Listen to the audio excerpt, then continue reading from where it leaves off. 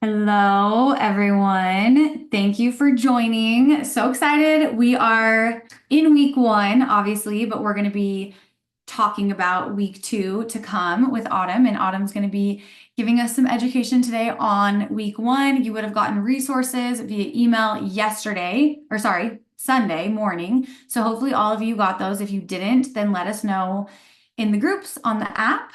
And I'm going to turn it over to Autumn. And make Autumn, I'll make you the host here. Okay. And then we are recording, so we should be good. All right. Thank you. Okay, now I just got to share my screen. Okay. This is always the hard part. I know. It's down under more, and then if you go to the very top, it says share. Oh yeah, you did it. Good job. Got it. Can you guys see that? Can everyone see it? Yep, I can. Okay. So welcome to I guess it's week one. I'm Autumn. I'm going to run you through some stuff today. It's kind of a lot of information, but if you guys have any questions about any of it as we move through here, just let me know. You could either just write it in the little messages below or just unmute and feel free to speak up. So we're going to talk a lot today about fueling for muscle growth and optimal supplements, which is a really, really big topic. So I took a bunch of notes. I didn't want to forget anything. So again, if you have questions, just reach out. We're going to understand how to fuel the body for growth, for muscle growth. Skeletal muscle tissue is a new way to say it. And then explore key supplements to enhance progress, because I know that's a really a lot of people have questions about supplements in regards to muscle tissue growth. So our goal is to ensure that you understand the fundamentals of how nutrition directly impacts performance and recovery. I feel like this is such a huge topic because there's so many things that float around. And you guys probably know this, that you see online, and you can get directed this way and you can get directed this way. And there's just so much that it kind of gets confusing about what direction to go and what to really understand. So this will be really good to talk about. Sorry, people are coming on like crazy. Okay, what training provides a stimulus for muscle growth, right? Nutrition is the key that unlocks your potential. So we're going to walk through calorie and macronutrient needs, nutrient timing, hydration, and specifically supporting supplements that will help do that. Together, these strategies will help you train smarter, recover faster, and of course, build lean muscle tissue. Just like a car, you guys, your car needs gas, right, to move. Our muscles need calories to grow. And I think that's one of the most important things to remember as we move through these next 6 weeks, with you eating an appropriate amount of calories to fuel your muscles to grow. And a lot of times that's the biggest missing piece to help change with body composition as we continue to grow. We When we don't consume enough, the body doesn't have the fuel, one, to repair, which is huge, which is super important, and two, to build muscle effectively after your strength training. So if calories are too low, the body might even break down muscle tissue for energy, which I think is another huge problem. That most people will experience if they're not fueling themselves properly. The body's utilizing the muscle that they already have. And so it's just kind of like you're a rabbit or a hamster on a wheel spinning around and not being able to see the progress that you want. So key components to muscle growth. It really does require more than hard work in the gym. It's the combination of progressive overload, recovery, and nutrition that drives growth. Progressive overload is the first one. This involves consistently increasing the challenge to your muscle through heavier weights, more reps over time. And progressive overload, you guys, can mean many, many things. I mean, obviously, progressing with weight is huge because you want to make sure you're challenging your muscle tissues each week. But it also can be progression as far as, like it said, reps.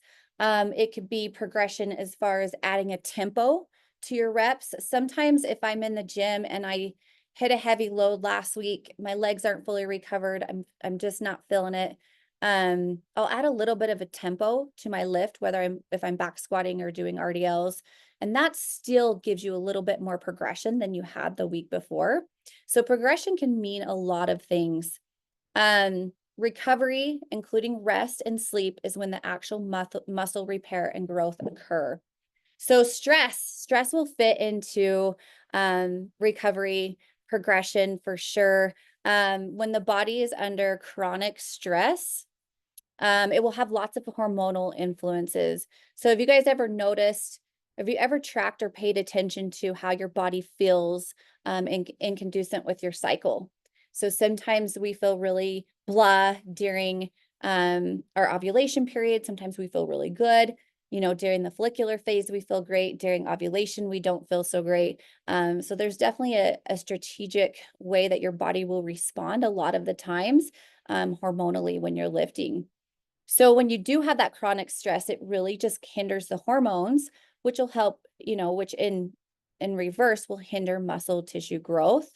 It also will reduce testosterone because chronic stress from a female will definitely, that will get depleted. And although women have naturally low testosterone levels more than men, we need the same production to help build muscle. So chronic stress can reduce the testosterone production, limit muscle gains, and making it harder to build and maintain muscle over time.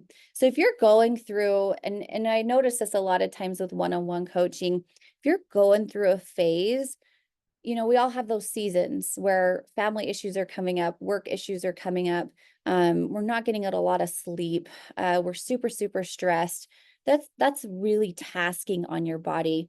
So asking your body to turn around and, you know, put substrate on is really hard to do sometimes. So that's a good thing to pay attention to, of like, if you're not seeing that growth or you're not seeing progression, sometimes you're just in that season where you need to take a step back and say, that's okay. I'm just going to lift. I'm just going to keep the habit of getting into the gym.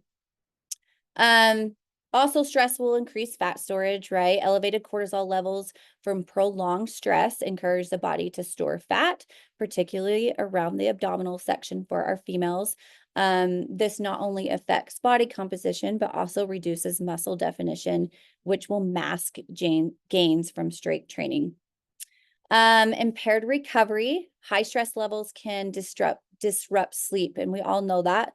So when we're not sleeping great, growth hormone isn't released, which is crucial for muscle repair and decreases energy for workouts, impacting overall performance. And then, of course, it decreases the training quality. Mine's more mental with this. Have you guys ever had something going on that's super stressful and you just can't mentally get in the gym and give it your all? That's something that will kind of decrease intensity over time. And it often will diminish both the quality and consistency of workouts, making it hard to achieve progressive overload. And then nutrition provides the raw materials, the substrate, the protein, the carbs, the fat, the vitamins, and minerals that we all need to rebuild stronger muscle tissue. Supplementation can help fill in gaps that diet alone might not meet, accelerating progress, which we'll get into all that in the next slides. So the caloric requirements for muscle growth. So we're going to talk about here, be in a slight caloric surplus, which I think this, when you say it sometimes to clients, or if you say it to yourself, you kind of get a little panicky, right? Like, oh, I've never eaten in a surplus, or I don't want to eat that many calories. And most of the time, and I know a lot right now, your calories are set just at maintenance or just right above maintenance, because maintenance is a range, right? So we don't have this magic number. We get a calculated number and we go off of that, but it's normally about 200 calories over and 200 calories over. So you have about a 400 calorie range.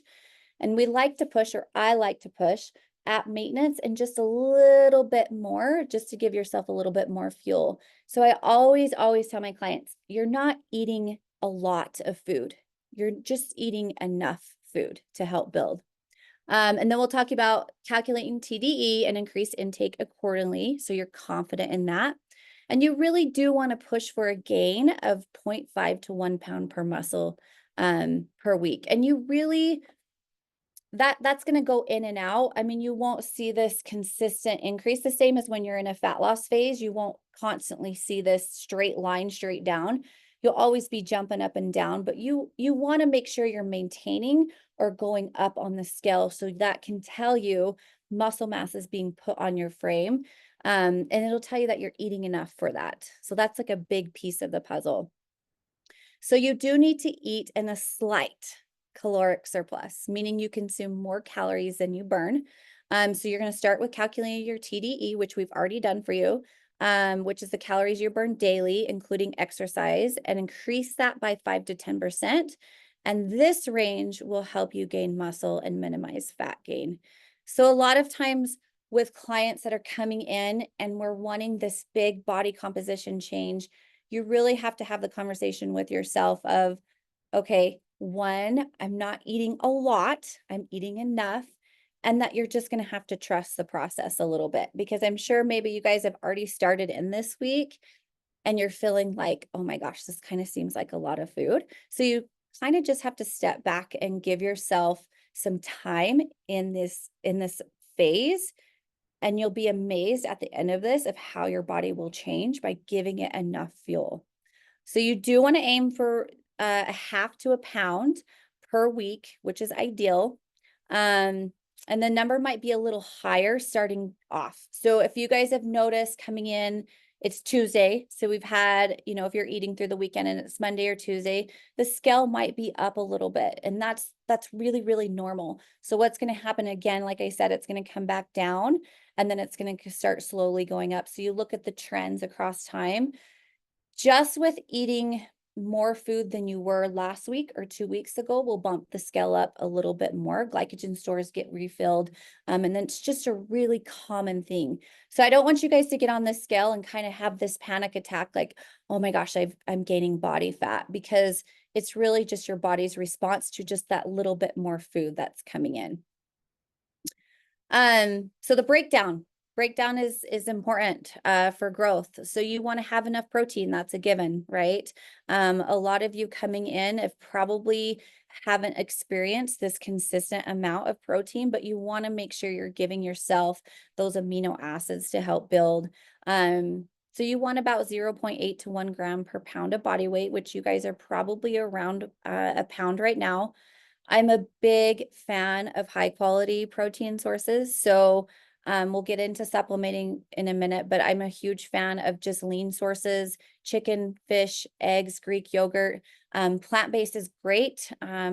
With the combination of tofu and lentils, will give you a good amount of protein. But don't be afraid of the red meats either. Don't be afraid of ground beef. I eat a lot of bison, of the fatty fish coming in. So don't be afraid of the little bit heavier, fattier sources of meat as you pull into the calories that you're working in right now.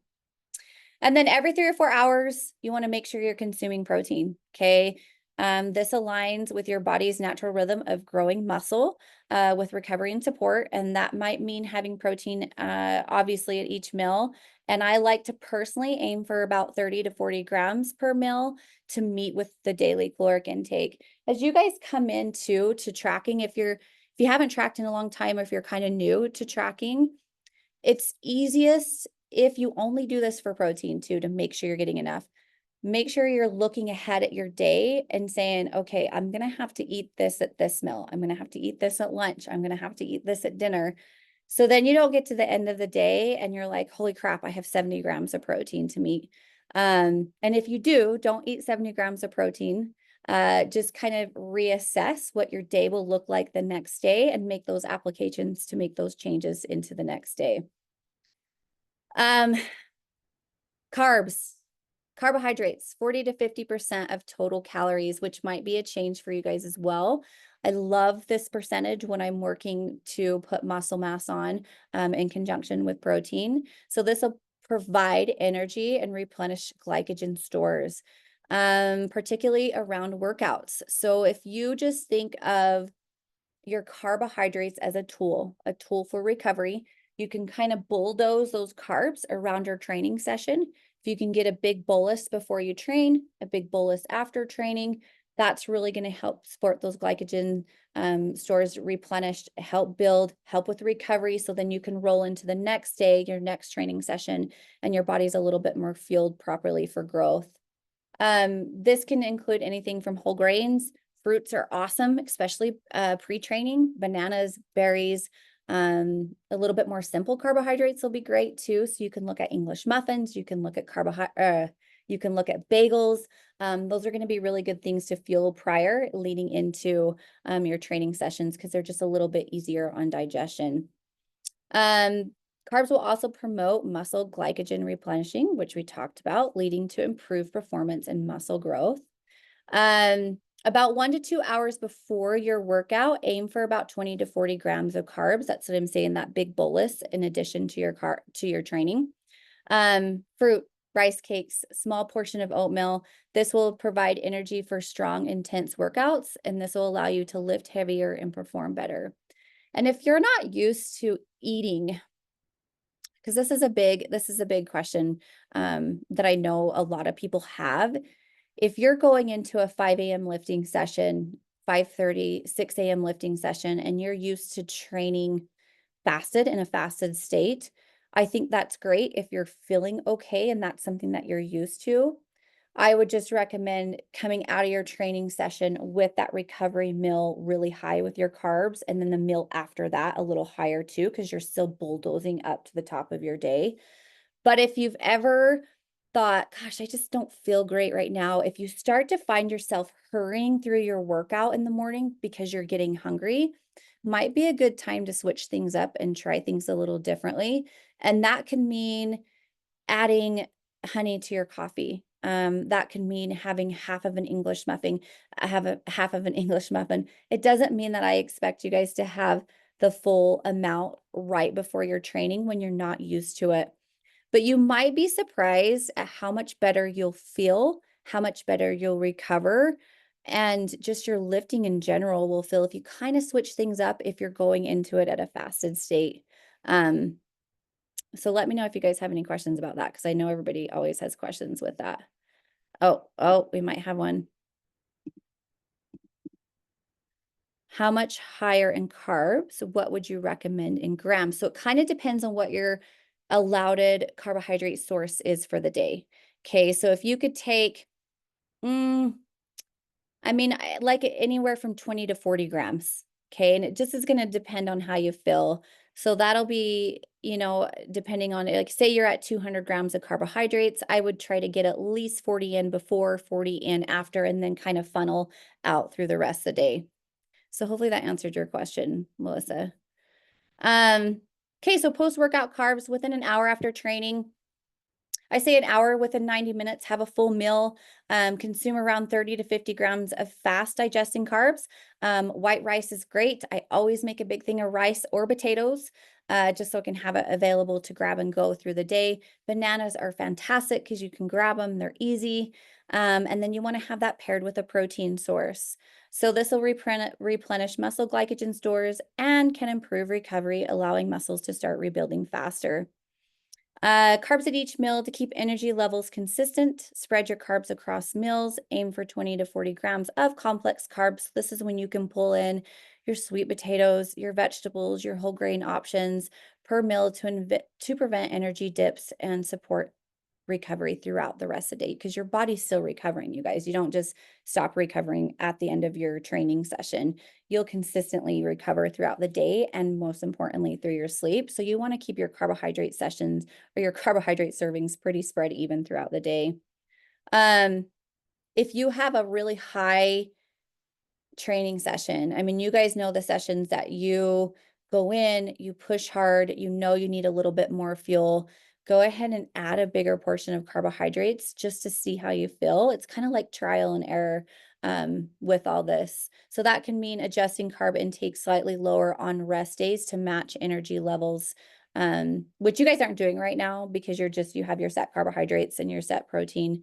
But just make sure you're you're noticing those changes throughout the week. And if you feel really depleted leaving the gym, try adding a little bit more carbohydrate source prior into going. I think for me personally, that's been the biggest adjustment as I'm lifting is really giving myself some fuel before I train, even though it's super early in the morning. It's really helped with me recovering as well.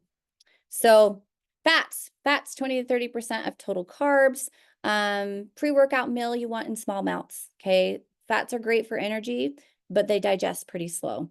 So keep pre-workouts fats pretty minimum, and you want to look about, I'd say less than 10 grams before training, to avoid feeling really sluggish during your workouts. And a lot of people do skip fats entirely moving into training session and lean towards favoring carbs and protein for more faster energy sources. But like I said, if you can push for about 90 minutes after your training session to have a full meal, a good source of fat, protein, and carbs, that's going to help replenish everything for sure. Um, I love fats coming from meats. Okay, added fats are great. Avocado's great. That gives you a lot of fiber as well. But don't be afraid to have those fattier portions of meat as well. So if you're having eggs, have whole eggs and some egg whites, and that'll give you a good amount for what you need. Um, Nutrient timing, fuel around workouts. This is specifically important to performance athletes for sure, but it also can help support our our goal, which is our composition goal, just to help with recovery so you can push in the next day with a decent training session. And this kind of was touched on the slide before, but your pre-workout carbs and protein 1 to 2 hours before, and then your intra-workout, optional carbs for longer sessions. I would think this is more for pushing in an endurance athlete. Anything over 90-minute session, this would be particularly better for. And then your post-workout protein for your fat and fast digesting carbs. This will just ensure that you have energy to perform well and recover efficiently. Eat a mix of carbs and protein before. Example is a good smoothie. Okay, a smoothie is a great option. Whey protein in a banana. Those are quick digesting carbohydrates and protein and really easy on the stomach. Sports drinks are great for intra workouts, you guys, if that's something that you like. I personally like to sip on electrolytes through my workout. That's just what I do. It wouldn't give you a lot of calories, but again, I think that's something more geared towards 90 minutes or above. And then post-workout, consume protein and fast digesting carbs. A protein shake or rice cakes works well here just for an instant recovery towards your training session.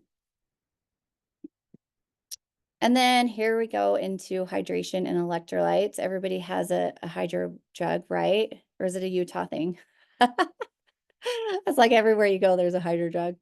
Okay, so you guys, hydration and electrolytes are important, and I don't think some people put a huge emphasis on this, and you don't realize how much better you feel in your training until you really push for this and make it a priority in your day. So you want to drink half your body weight in ounces daily. Also, if you're feeling really sluggish through the day and you keep telling yourself, gosh, I constantly feel hungry, or I just feel like really tired, a lot of times it's your electrolyte balance is off, and just consuming, an LMNT or an electrolyte packet, and then your body weight in water will really help kind of give you that energy boost that you need. But most of these will include, if you're taking hydration packs, most include your sodium, your potassium, and your magnesium. And you, of course, want to hydrate more with intensity in your training. But this is really essential for muscle function and recovery. And I'm sure most of you are really good with your water right now. In fact, that was one of the habits that we implemented last week. But if you want to try adding an electrolyte powder or a sports drink on these training sessions, and that'll just help with hydration for sure. Again, I love the LMNTs. That's just what I've been doing for a bit, and they work really well. But I know there's a lot of brands out there that you can look up and see if those work too. This will also help improve strength and endurance. Muscles are about 75% water. Dehydration can quickly impact their strength and endurance. Being well hydrated helps maintain high intensity performance, allowing for better lifts, more reps, and effective progressive overload. Water also transports nutrients, you guys. It's such a huge piece to the puzzle. It'll transport carbs, amino acids to your muscles, which are stored. This hydrates glycogen, enhances muscle fullness, endurance, and energy levels. Again, it'll help reduce fatigue and soreness. It'll help flush toxins out, metabolic waste, reducing inflammation, and then it also allows you to recover faster and train harder. And then optimal supplements for muscle growth. So this is something that I think we get a lot of questions on. So if you guys have questions towards this, let me know in the chat and we can get them answered. But optimal supplements for muscle growth, um, they're pretty simple. I think sometimes we get geeked out with supplements, and you have the ability to spend money where money isn't needed. So these are some really good ones that we just broke down. Most of them I have trained, a few of them, or I have used, a few of them I have not. Of course, the protein powder, I'm sure by now you guys have a protein powder that works really well with digestion. Whey or plant-based is awesome. It's convenient, and it's definitely a way to help meet your protein needs. I always try to ask my clients that they don't supplement more than once a day. Sometimes it's needed multiple days, but most of the time we just ask that you do once a day, and then you're eating your protein throughout the rest of the day. But again, it's convenient, it's easy, it does help repair particular types like whey or casein, provide a quick source of essential amino acids, especially helpful for workouts where consuming protein powder can immediately start recovery. I used to take a shaker bottle with my protein in it, and the second I was done training, I would drink it. I'm not that anal about it now, but I do make sure I have a really good source of protein post-training session while I'm making my post-workout meal. And that just helps not only top my protein off for the day, but it really helps with satiety the rest of the day too. I notice if I don't have that allotted protein in the morning, I get hungrier throughout the day. You want it to be easy, digestible, and absorbable. You'll know, you guys, if a protein source isn't agreeing with your stomach, it gets really just digestion just gets thrown off. And we always have people asking questions. I just personally use the Fairlife now because it's so easy. I don't really have a go-to protein powder, but if you guys have some, you can always throw it out there on the chat. And then just simplifies hitting protein, especially those of us who have a busy schedule. So if all else fails, get your protein powder in. It'll just help with recovery. Creatine's my favorite supplement. I did a huge on my undergrad thesis. I did it on creatine, which was kind of cool because it was years ago. But now it's evolved so much, and I feel like every female who is lifting weights will benefit from taking creatine. You don't have to get super geeked out on it. There's not a right or wrong way to take it, really. I mean, as long as you're getting it in a time that you can stay consistent with it, because it's just easily forgotten. You want to aim for about 3 to 5 grams daily, which most of the time now that's the serving size that they give in the scoop. If you've taken it and you've noticed a little bit of upset stomach afterward, or if you notice some whatever digestion issues through the day, don't take it on an empty stomach. That means your body's just a little bit sensitive to it, just introducing it to your system. So make sure you take it with even just your protein, mix it in your protein shake, take it after a meal. But they say to aim for 3 to 5 grams. Creatine boosts the availability of ATP. So for which is the primary energy source for us lifting. With more ATP, women can lift heavier, perform more reps, and engage in higher intense workouts, all which will support muscle tissue growth. So it also will enhance muscle volume and hydration. I can really tell when I'm hydrated and I've taken my creatine, I kind of get that pump that everybody talks about, because it just basically hydrates your muscle cells and helps you repair and grow, and it just allows for more gains over time, which is kind of what we want. We want to roll into the next day, our lifting session, nice and recovered and fresh. And I think I kind of went over here. Quicker recovery between sets. You'll start to notice that you'll feel better with the adequate rest. And then of course, support for lean mass preservation. It not only helps recover so you can go in and build the next day, but it also helps preserve the lean muscle tissue that you have right now leading into um, the the lifting session that you're doing. So it'll help prevent breakdown for sure. Beta alanine helps buffer lactic acid, improving endurance. Beta alanine is something I have not done. Michaela, have you done beta alanine? So that's usually in pre-workouts. Mm-hmm. It's Yeah, a so lot not for something I've endurance regularly workout. done. Yeah. Yes. Yeah. And from my, yeah, so that's gonna be, I was gonna, It helps improve endurance for sure, because it'll buffer yes, a lactic acid buildup, which we still want in a training yes, session, a lifting session, obviously. It's just something that I haven't personally, like unless I've taken, trained, like isolated yeah, either. yeah, unless I've had pre-workout, which is great. Yeah. But it's just something along the lines of creatine. It's just going to help with extra volume and intensity um, to help recover. So if you guys have specific questions about that, let me know. And then, of course, the omega-3s, all of this right here is just helping support recovery. Um, Omega-3s will help reduce inflammation. So that's a lot of the reason why we love the fatty fish that we're incorporating throughout the day, which will help with muscle soreness. I personally will notice if I'm not getting my omegas in because I'm just Hmm. really, really sore and can't recover well. This allows intensity during your training with the micro tears in your muscle fibers. They have powerful antioxidant properties, and that'll help reduce delayed onset muscle soreness, allowing for quicker recovery and more consistent intensive training sessions. Omega-3s are also thrown out for regulating hormones, and which is huge for females because if our hormones aren't regulating, then we need to become as anabolic as we can. And if we're struggling in that area, we really will hinder with our muscle growth. It'll help with excessive cortisol spikes post-exercise and promoting a more favorable environment to recover and repair.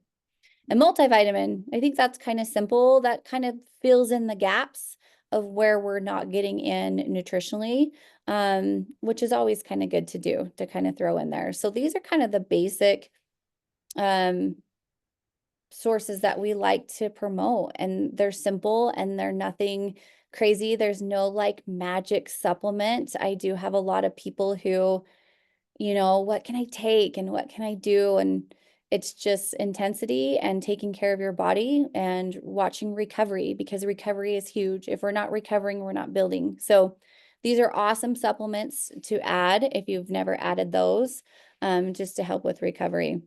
And like I said, coming in, there's so many different directions that we get pulled. I mean, we get so many things thrown at us because of social media. And we wanted to kind of dispel some muscle growth myths.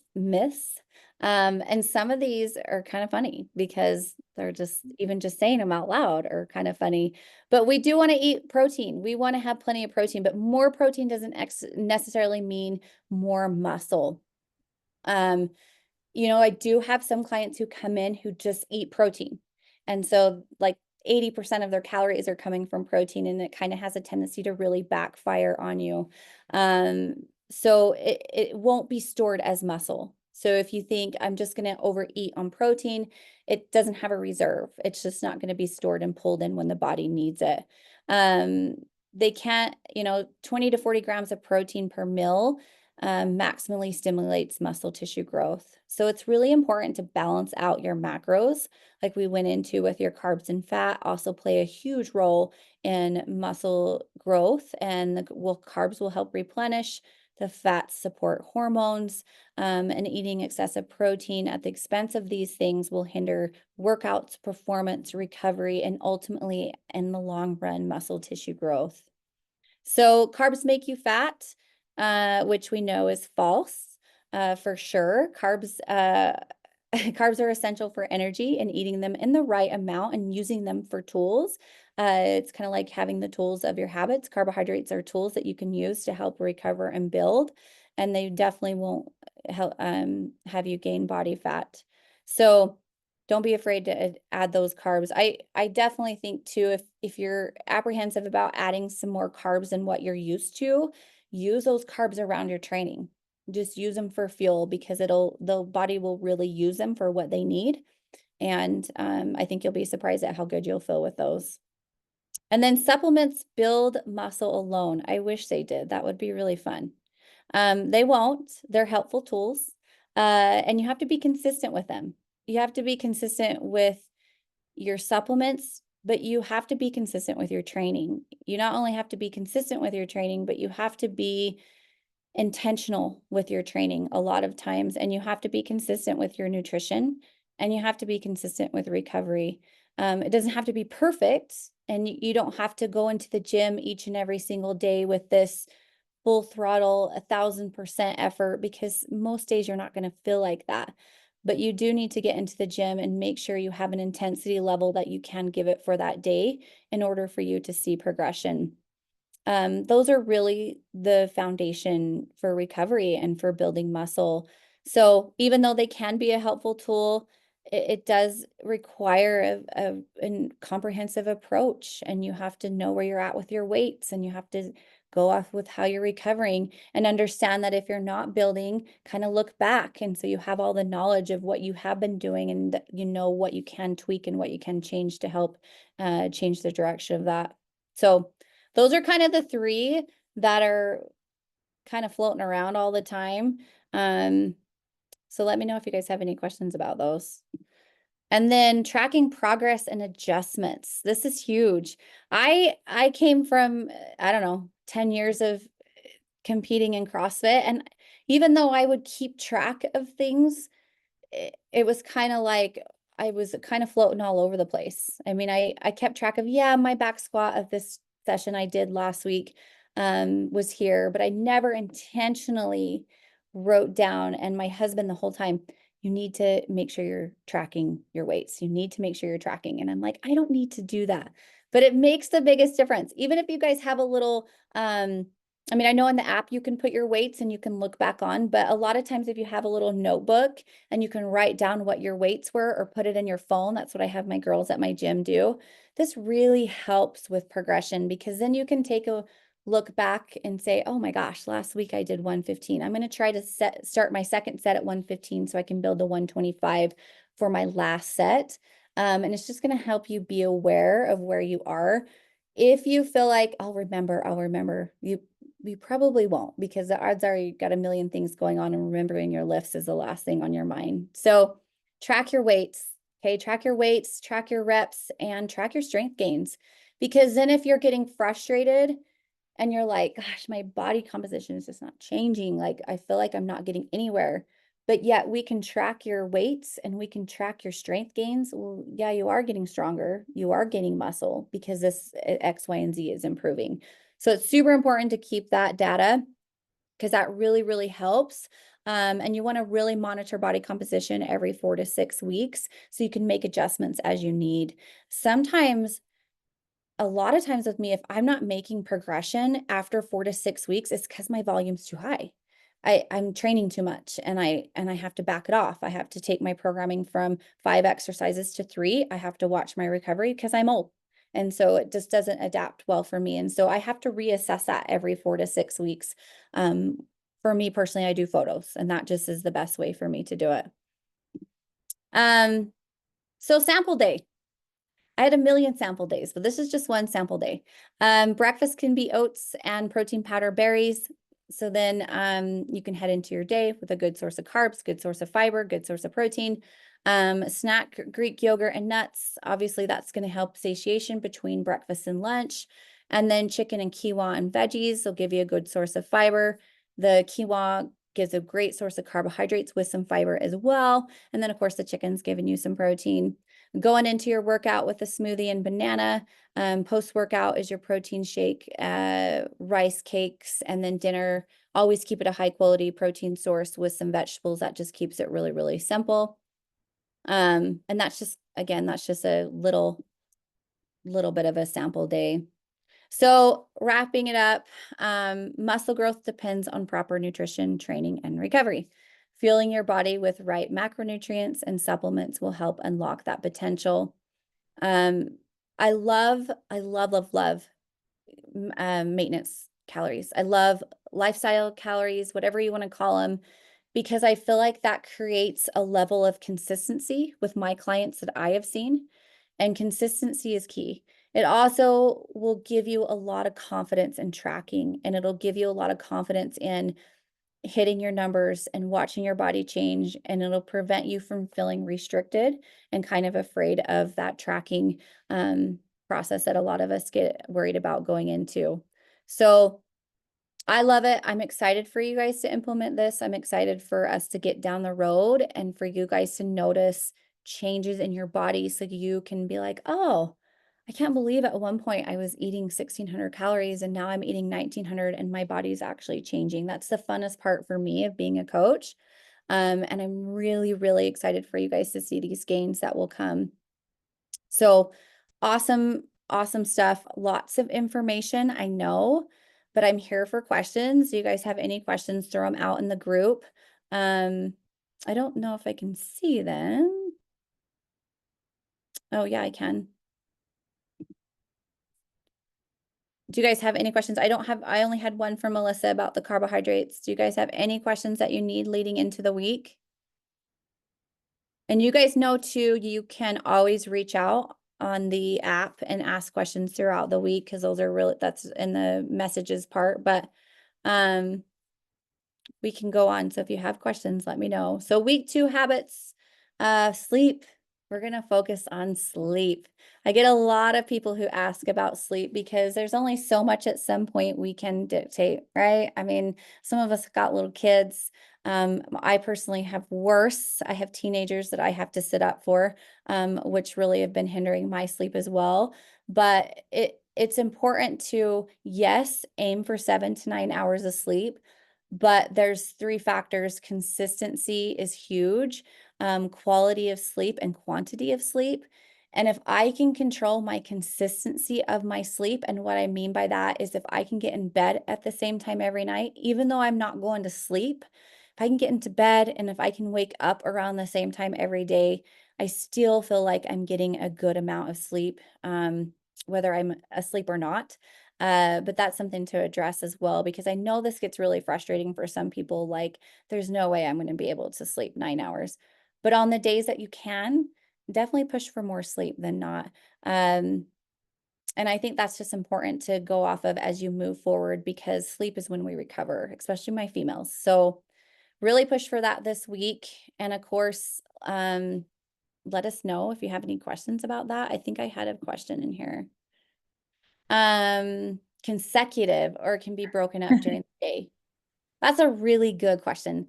I'm gonna say if you can push for consecutive, that's better, because you're getting in those levels of sleep that allow your body for that melatonin production to come in, and then just support recovery through the night. But if you don't get enough sleep in the night, for sure, nap. I mean, just, Yeah. recover and nap, because obviously your body needs it, but push Or for make that. up for it like on the weekends if you have to, Mhm. knowing that like if you can optimize and get consistent sleep wake hours, that's going to be the best for your health and recovery. But if you can't, then you can't. And next best would be total quantity throughout the course of the week, like shooting to get a weekly average versus an everyday between 7 and 9 hours. Yeah. Because life too. Yeah. Life gets crazy. And It's like there's optimal and then there's realistic and then there's working towards optimal, like knowing that's the goal, but something is better than nothing. And like making small improvements is going to also improve how you feel and perform. right. We're all just walking around on a floor level, reaching for our ceiling level, right? So do the best you can here. And of course, reach out if you guys have any questions. It was super fun today to chat with you guys. It'll be Yeah, great we're to gonna, see. one thing, Autumn, is Yeah. just you guys will see week 1's habits still loaded on your dashboard next week. We're just adding on the sleep habits. So we're Yeah. layering So you habits still, each week, Yeah. And ideally, we're still hitting within 10% on protein and calories and continuing with week 1 habits. So hopefully that helps as well. Yeah. And So we still sent out push for that, resources just add on. too for recovery. So you should get some ideas too with the email we sent out on Sunday as well. Yeah. Yeah. So it was great talking to you guys. I'll for sure see you next week. Let me know if you guys have any questions on the app, and we'll kind of just go from there. Have a good week. Thanks, everyone. Bye-bye.